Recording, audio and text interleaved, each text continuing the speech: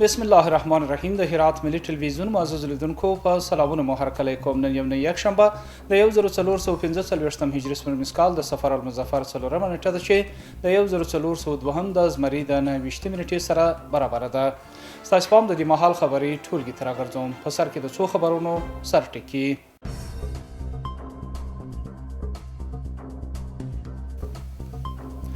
د رسنیو څخه د ملاتړ په اړه د اطلاعات او فرهنګ نشراتي معین ډاټ خبريالانو په دې ناسته کې د پیژند کارتونو د ویشت غوښتنه کړې ده.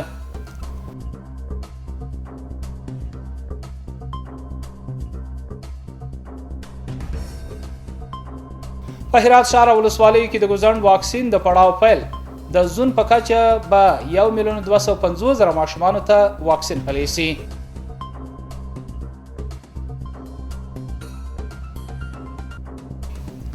او د ارک تاریخي کلا څخه د هلمند والي لیدنه هغه د هرات تاریخي موقف ستاینه وکړه.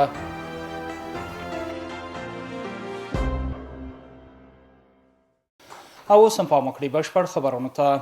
د اطلاعات او فرهنګ وزارت نشراتي معین په هرات کې په یوه خبري ناسته کې په هیواد کې د رسنیو او خبريالانو پر ملاتړ ټینګار وکړ. د اطلاعات او فرهنګ وزارت معین دا راز ټینګار وکړ چې د اسلامي امارت د حاکمیت راوروسته تر دې دمه د رسنیو څخه د ملاتړ په برخه کې ډیری کړنې ترسره شوي دي.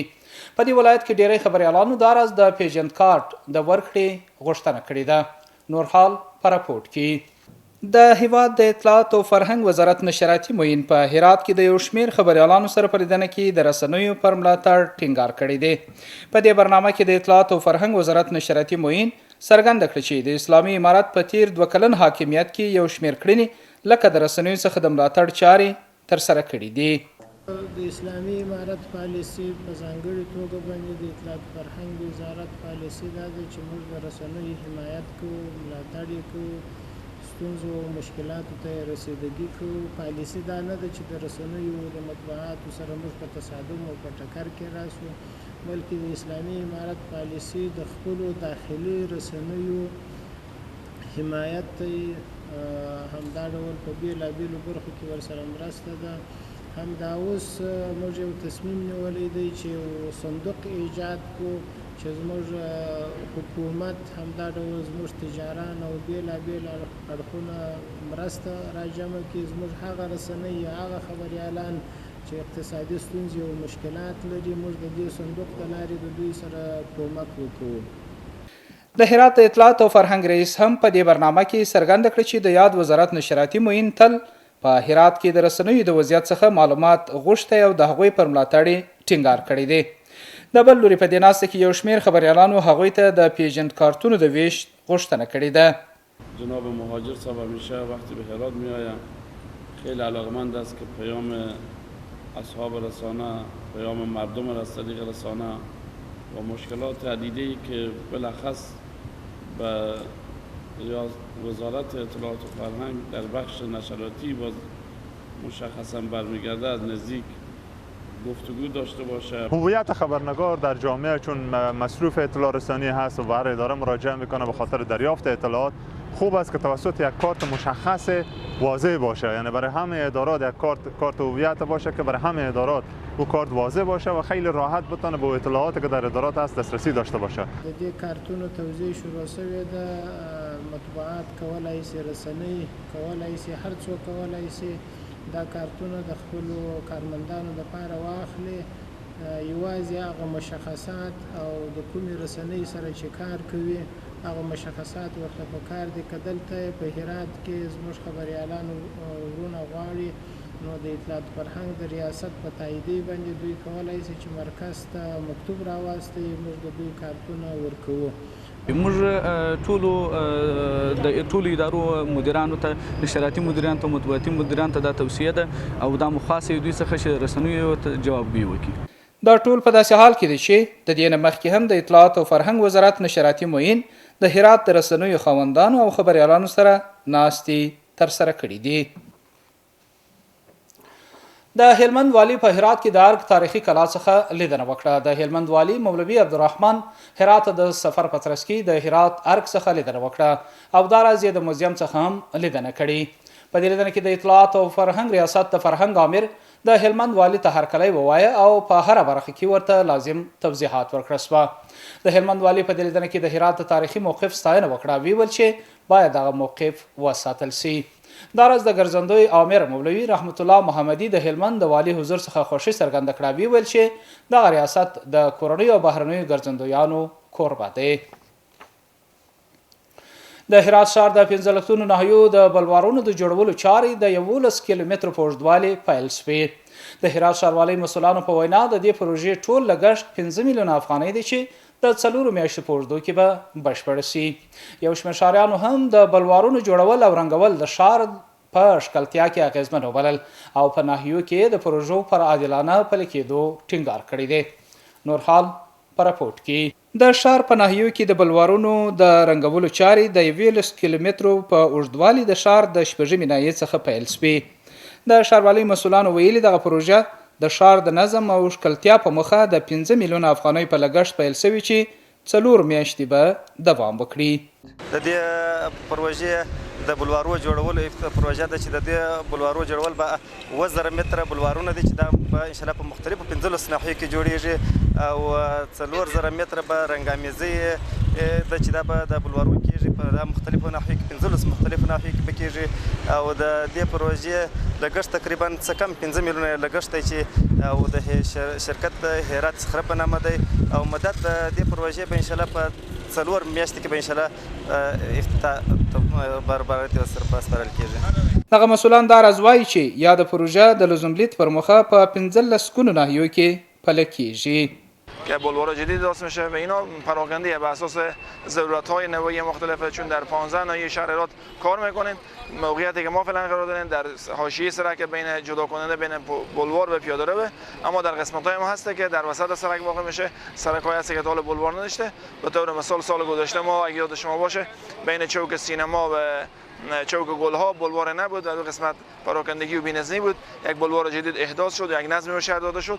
امسال هم همین ترتیب در جاده‌های ما داریم که وسط جاده بلوار نداره و نیاز به بلوار داره. بلوار جدید احداث میشه و از خاک زراعتی پر میشه و ان شاء الله ساحه سبز ما توسعه پیدا میکنه و بر علاوه از او سطوح خشت کانکریتی از این بلوارها که در حدود 4000 متر مربع میشه اینا هم با اون رنگ کیفیت عالی ان شاء الله توسط شرکت هرات صخره رنگ‌آمیزی خواهد شد. په همدې حال د دې پروژې پلي کېدونکی شرکت د کار د کیفیت په اړه ډاډ ورکوي. البته پلیتا پریکست است قبلا ریخت میشه در ساحه با یک رژه منظم در جای کندنکاری شده تحتش تپککاری شده پهلوی هم چیده میشه درزگیری میشه کیورنگ خوب صحیح میشه و بعد از او باز با مطابق نقشه رنگ‌آمیزی میشه. البته امیدوار هستیم که در زیبایی شهر ما یک قدم مثبت دیگه باشه. در نهی 13 مشکلات سرکا و کوچه هم هست جوچه هم هست که خوشبختانه یک قسمتی به حساب بلوارا به شرکت هرات صخره سپرده شده کمی به می پروژه امروز که افتتاح کردم شامل همون نهی 13 میشه. ما تشکری میکنیم که توجه ریاست شهرولی در حساب آبادی وطن و آبادی ولایت هرات به خصوص نهی 13 که مسئولیت از دوش ما یک باشندگان نهی 13 هستیم بسیار خوشحال هستیم. په همدې حال د هرات ښاروالۍ په ښار کې د مهمو پروژو د پلي کېدو سره سم د ښار د پاکوالي په برخه کې د هڅو ډاډ ورکړی دی. د پولیو واکسین د پلي کولو 5م پړاو د هرات په ښار ولسوالیو کې پیل شوی. د روغتیايي مسؤلانو په وینا په نظر کې د په دې پړاو کې 1,250,000 ماشومان چې تر 5 کالو کم عمر ولري په لویدیځ حوزه کې واکسین سي. بیا هم راپورټ. د ګوزڼ واکسین د پلي کولو 5م پړاو په هرات کې د بیلابیلو ادارو مسؤلانو او خبریالانو په حضور کې پرانیستل شو. د روغتیايي مسؤلانو په وینا په نظر کې د په دې پړاو کې 1,250,000 ماشومان د زون په بیلابیلو ولایتونو کې د واکسین تر پوشش لاندې ونیول شي. اطفال مورد هدف ما 1,250,000 طفل است که شامل 4 ولایت هرات، فراغور و بادغیس است و در حدود 750,000 از این اطفال 1,250,000 اطفال هم که همزمان واکسین پولیو و همچنان تابلت های ضد کرم برای اینا داده خواهد شد. کمپاین به صورت خانه به خانه تطبیق میشه. آمادگی های لازم گرفته شده. د هرات د عامې روغتیا رئیس د دې خبرو ترڅنګ د ټولو کورنیو څخه غوښتي چې د دې پړاو د بریالي پلي کېدو په موخه د روغتیايي ډلو سره همکاري وکړي. موږ د ټولو ولسي خلکو څخه دا غوښتنه ده چې واکسین کور په کور تطبیقیږي او د واکسیناتورانو سره په هر لحاظ چې وسی باید کلکه همکاري وکړي. د هرات ولایت سیمه ییزې ادارې په بار د ټولو ولسوالیو مسؤلینو ته دا توصیې کړي دي، خبرې ورکړي دي تر څو دوی په پوره معنا د صحیح بخش د کارمندانو سره همکار وسی او بیا هم که کوم خاصه خبره چې متوجه وسی و سیمه ییزې ادارې ته موږ په خدمت کې یو چې د دوی سره همکار وسو. د بل لوري د هرات د اطلاعات او فرهنګ رئیس د دې پروسې څخه پوره ملاتړ څرګند کړ او د رسنیو څخه وغوښتل چې د خلکو د پوهاوي لپاره هڅې ترسره کړي. انشالله تمام امکانات موجود به حساب آگاهی دهی از روزنامه اتفاق اسلام گرفته تا آژانس باختر تا رسانه ملی ما شما رادیو تلویزیون ملی محلی هرات و همچنین تمام رسانه های خصوصی و مستقل که تحت مجموعه کمیته حمایت و نظارت از رسانه‌ها می باشه، هفته مبارزه با پولیو و هفته تبلیغ پولیو و هفته نارسایی های این بیماری و اینکه خبرهای خوش ما از دکتر صاحب کبیر داشتیم در مقام ولایت به ارتباط که حوزه غرب یکی از حوزه‌های است، به خاطر هماهنگی خوبی که بین دوایر دولتی می باشه در امر مبارزه با پولیو، در امر مبارزه با همکاری با واکسیناتوران این مسئله یک نمره بالا را می داشته باشه، به خاطر هماهنگی می باشه. په داسې حال کې د واکسین 5م پړاو په هرات کې پلی کېږي چې سږ کال د ګوزڼ 4 مثبتې پیښې په هیواد کې ثبت شوي دي. د هرات ولایت د فرسي ولسوالۍ امنیه قمندانۍ د منصوبینو د لوري یوه زیاته اندازه نشهیي توکي کشف او له منځه ویوړل سوه. د فرسي ولسوالۍ منصوبینو د دغه ولسوالۍ د څو کلو څخه یوه زیاته اندازه اومان چې د نشهیي توکو په کارولو کې کارول کېږي نیولي دي او له منځه وړي دي. د یاد ولسوالۍ منصوبینو په دغه سیمو کې 80,000 کیلوګرام اومان نیولي او له منځه وړي دي. په هرات کې د امنیتي ځواکونو د لوري 2 تنه د ټلیفونانو د غلا په تور ونیول. د هرات امنیه قمندانۍ د لومړۍ امنیتي حوزې منصوبینو د کشفي عملیاتو په بهیر کې د یاد حوزې د مربوطاتو څخه 2 تنه د 4 ټلیفونانو د غلا په تور نیولي دي. د دې کسانو څخه دغه ټلیفونان نیول سوي او یاد غله تر څار لاندې دي. او اوس هم د سبا ورځې د هوا حالات. ګرانو دوستانو د ما سلامونه ومنئ، شپه مو په خیر. اوس هم پاملرنه وکړئ د سبا ورځې د هوا حالاتو ته.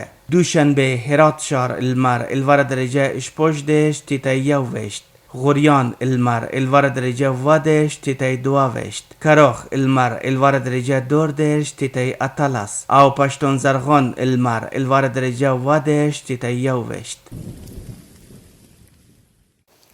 محترم لیدونکو دا خبرونه اوس په پای کې یو ځل بیا د څو خبرونو سرټکي.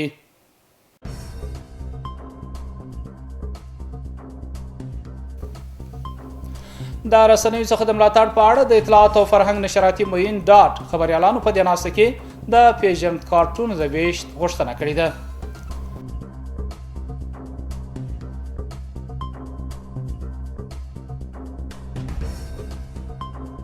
په هرات ښار ولسوالۍ کې د ګوزڼ واکسین د پړاو پیل د زون په کچه به 1,250,000 ماشومانو ته واکسین پلی سي.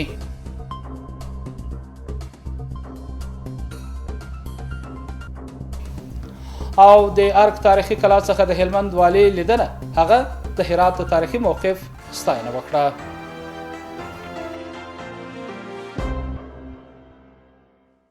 محترم لیدونکو دا و د دې مهال خبري ټولګه چې تاسو درنو حضور ته وړاندې شوه. تر بیا مو په لوی او بښونکي خدای سپارم. هر چیرې چې اوسئ خوشحاله شپه ولرئ.